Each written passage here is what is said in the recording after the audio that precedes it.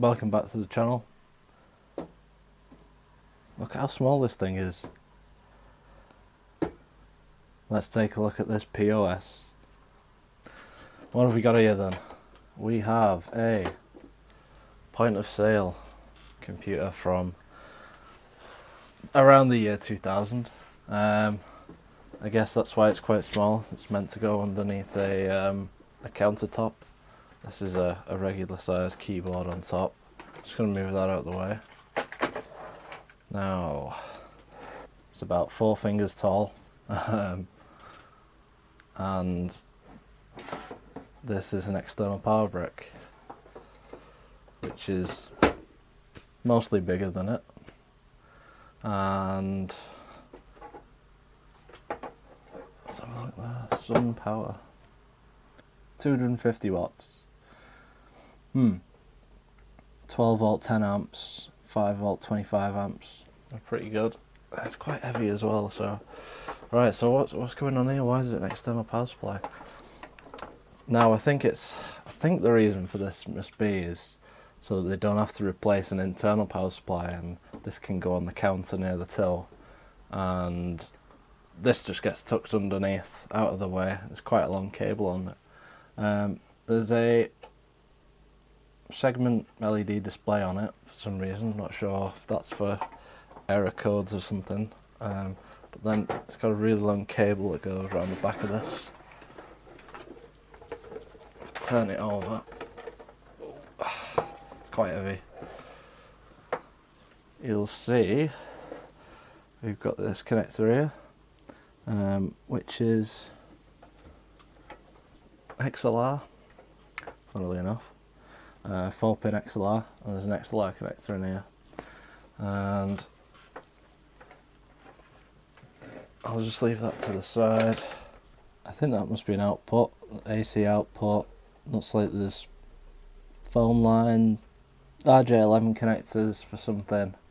And then we've got onboard LAN, VGA, 2 USBs, keyboard and mouse, 2 serial, 4 serial, that one's quite loose, parallel, VGA, and then there's 3 expansion slots, and see it's quite battered. On the front there's a barrel connector, what looks to be like a CD drive sort of slot, you know, those slimline ones out of laptops. 3 lights. I know one of them's a power, one of them's a hard drive, but I'm not sure what the middle one is. There's a symbol on there. Don't seem to recognise. It's like a pause symbol with an arrow pointing up. I'm not sure. Maybe it's like if there's a problem with it at all or something. And then we've got this flap over on the side, and you open that and you got 4 more LEDs and this power button, but it's not a power button. It's a diag button. Floppy drive and the sticker on the front of this flap, and here it explains what that actually is. Now there's usually these 2 little screws on either side at the back. Take those out and you can slide the whole cover off with that little knob there. It's a bit tricky. There we go. Doesn't help that. Oh, it's kind of bent a little bit on the back for me, so I've got to unbend that at some point. And just looking inside, down in there, it looks like the lock barrel stops you from opening the front flap. Alright, so now we're inside. Straight away I can see we've got 2 PCI slots, a ISA slot, there's another connector here, there's a lot of jumpers on there, there's a nice fan, and some connector, it says IDE 2, but it's like a mini IDE, and And then on the bottom there's another ISA slot. You can probably see that heat sink in there. It's all very dusty. Here's the front LEDs. I can see just on the top of those it says Y-DOC R-24 volt or 24V G-12V. I'm guessing that's statuses of power lines, because it's a point of sales thing. I believe the serial ports are powered for any equipment that might be attached. So the power comes in the back from here. That seems to be going straight into the board, and also, yeah, that's a ground pin. There's quite a bit of circuitry on here. Let's have a look.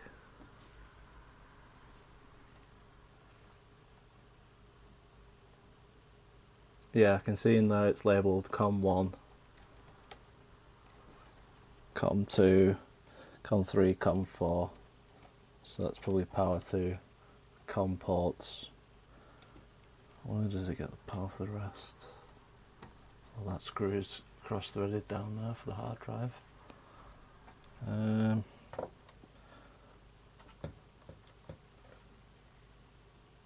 take that off. I think that's loose as well.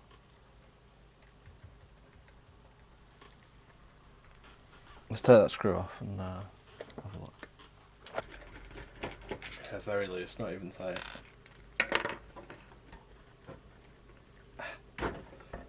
Pull that out. I think there's a connector down there. Everything plugs into. This must just be for running the front lights, diac switches. That goes underneath the board to something else. So let's get these disconnected. Interesting. Let's have a look at the other side. Okay.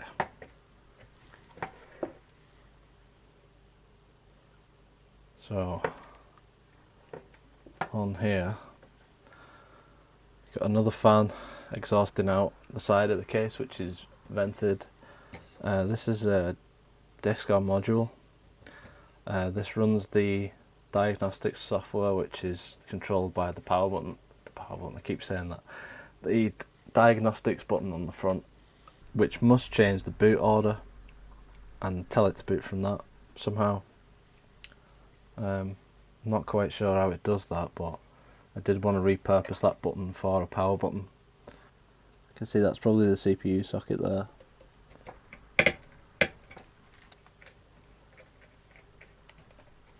Aha! Look at that. Pretty good. I'll wipe this off. Should be an AMD K62 Plus. 256 megs of PC133. RAM in SODIMM form. SIS chipset with graphics. Chipset with graphics. One of the two. I believe it is SIS graphics.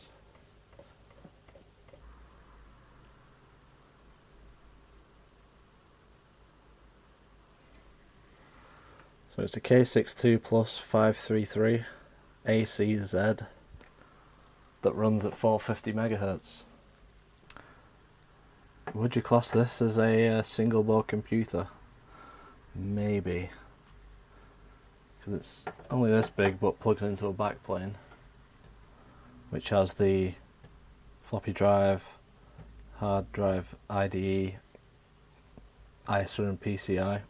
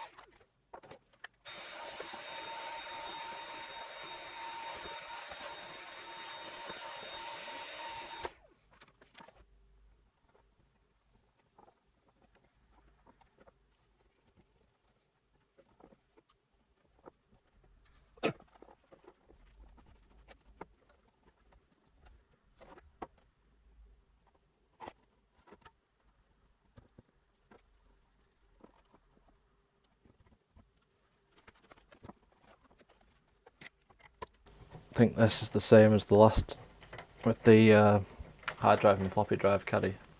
It's just the one screw, hopefully.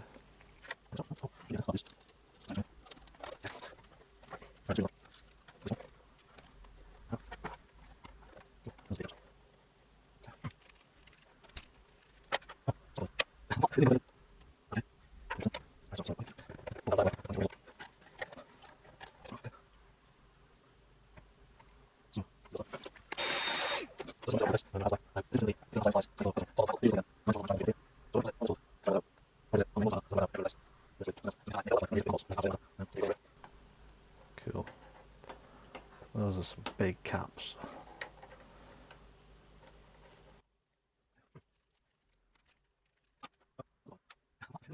What's that for then? What? It doesn't even go to anything.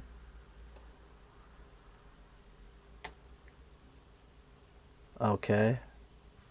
So this is what I'm actually hoping to replace with a newer power supply.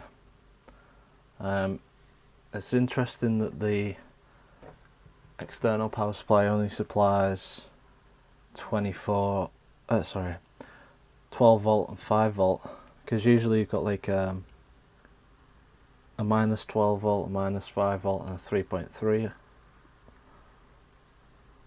So I don't know if it does it on this board. I have to try and work that out. Or it does it on the main board as part of that. So we'll have to work that out if we're going to replace. That's 3 red, 3 black, a yellow and an orange. I'll have to get the multimeter on there.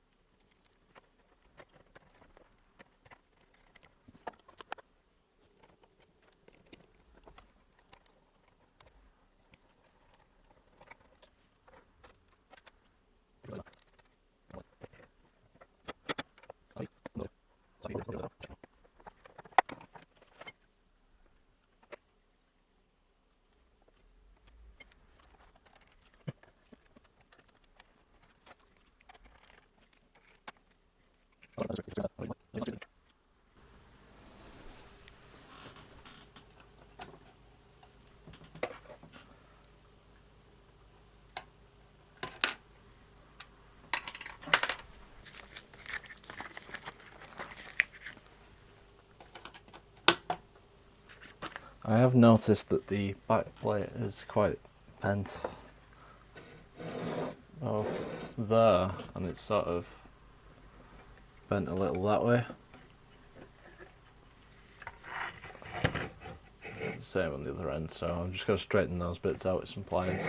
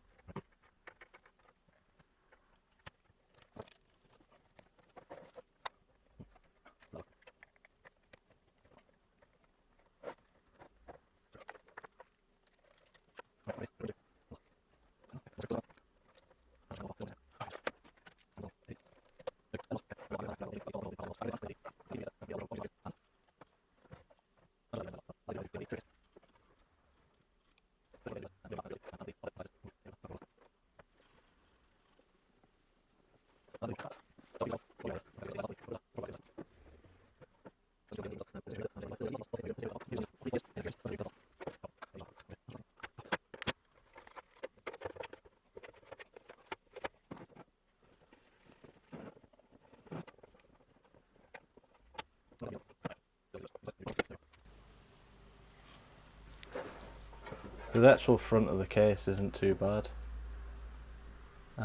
until you open the flap, and it's pretty dusty, and the top of it and the sides is just mucky. There you go, that's better. So I'll give it a wipe over. Got some stickers on the back here. I think this was from when it was built, with the signature for who tested it, and just saying warranty void. This one's interesting. EPOS Digipos 450, and then maybe a serial number. This is date coded 2004. So maybe they were selling these for what, 3-4 years.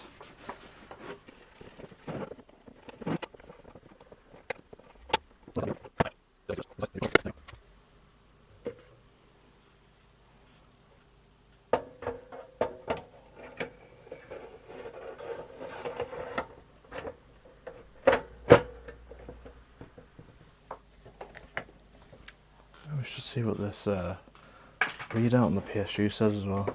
There we go. 8. Of course it says 8.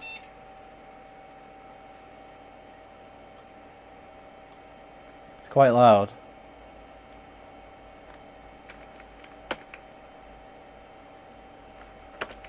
But it's quite quick.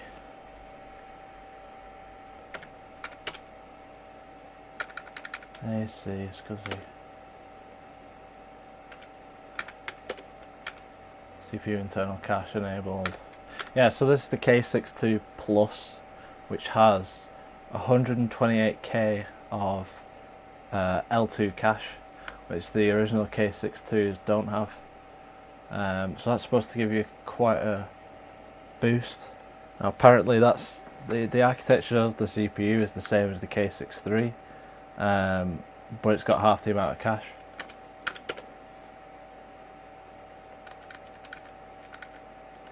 Yeah, I don't even know what the specifications of the RAM timing is. AGP aperture size. I'm going to leave that as it is. CPU speed setting doesn't actually give you the speed settings. They're configured with a dip switch on the board. But the fans are running absolutely full tilt. PCI/IDE disabled, primary, secondary, both. Okay, onboard floppy controller is onboard parallel port, onboard, yeah, whatever. USB controller, USB keyboard support, nice, enable that. AGP. No, it doesn't have AGP.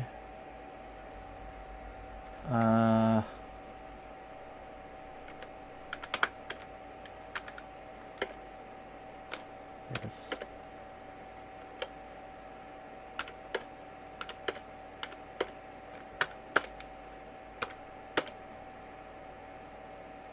So this should boot to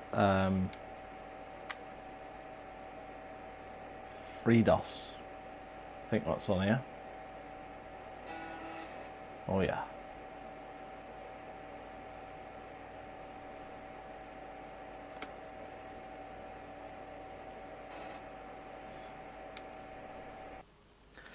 So that's the Digipos for now.